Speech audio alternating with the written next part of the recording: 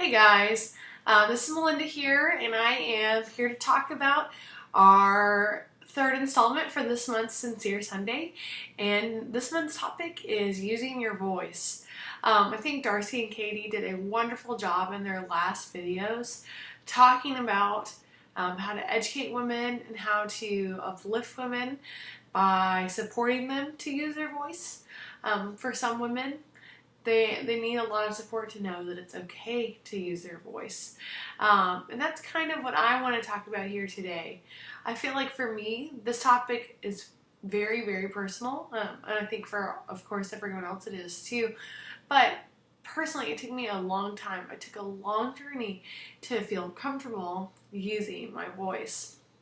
I grew up in one of those families where very much so it was preached to me as a little girl. Children are to be seen, not heard.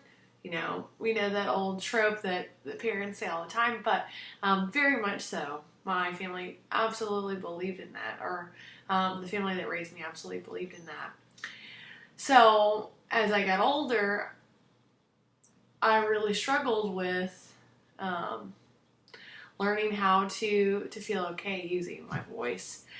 So one thing that I want to do with that is to read this quote to you first, because I think it is a great starting place. And I know people have mixed feelings about Lena Dunham, but regardless of how you feel about the show Girls, or regardless about how you feel about her personality, I think Lena has some wonderful things to offer to the world or to popular culture. And I think the most wonderful thing she has to offer is allowing other women, or promoting other women to feel like they should have a voice. So she has this quote here.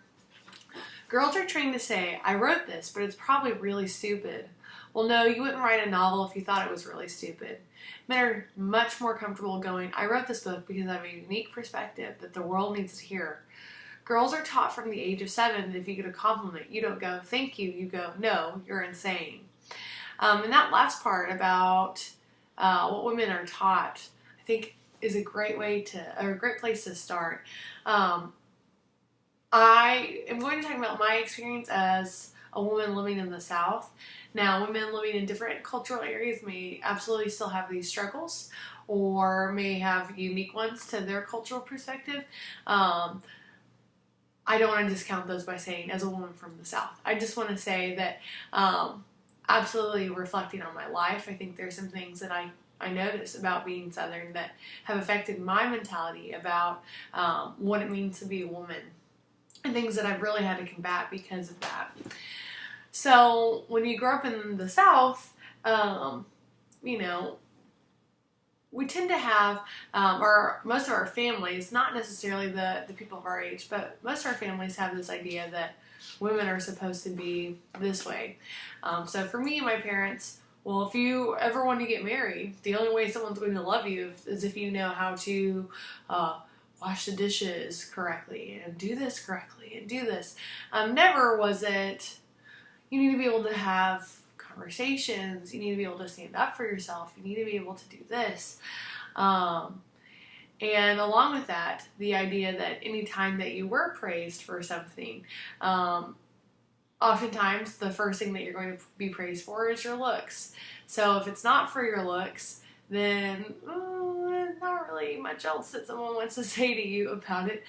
But beyond that as well, even when it is your looks, or if it does happen to be something else, we are always taught to say, oh, I'm just wearing a lot of makeup today, or oh, you're being silly. To always dismiss the fact that people are trying to promote us, to look at something special about us, and to feel the need to compliment us about it.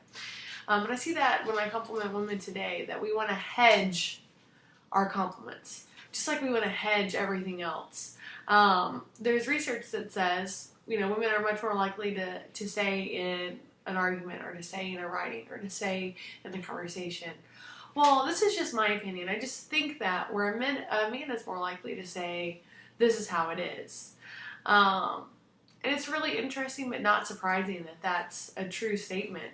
We're taught that, or not taught directly, but society teaches us that what a woman has to say is oftentimes secondary to what a man has to say. And it's small things like that that still exist, no matter how much progress we've made.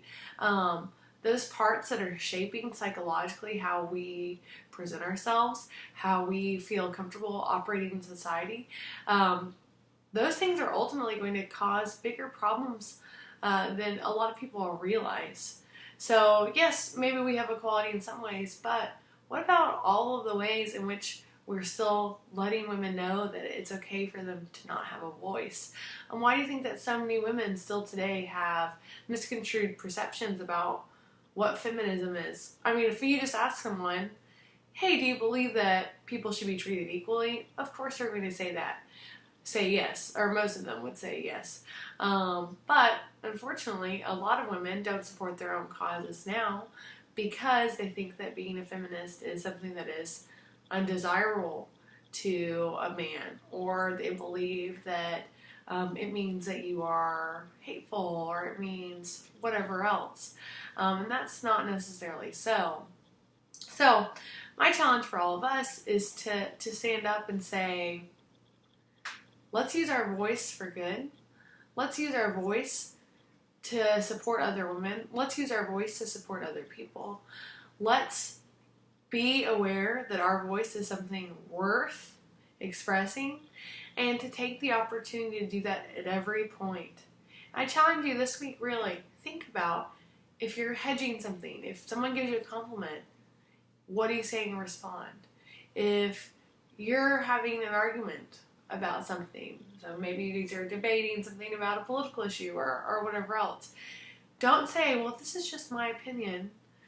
Be firm in what you believe, and be firm in your right to be able to strongly express that, just like any other person or any other man could. I really hope that you guys will weigh in on this. I think that this could be a really great conversation to start. So let us know what you think. I'd love to talk more about it. Have a good day.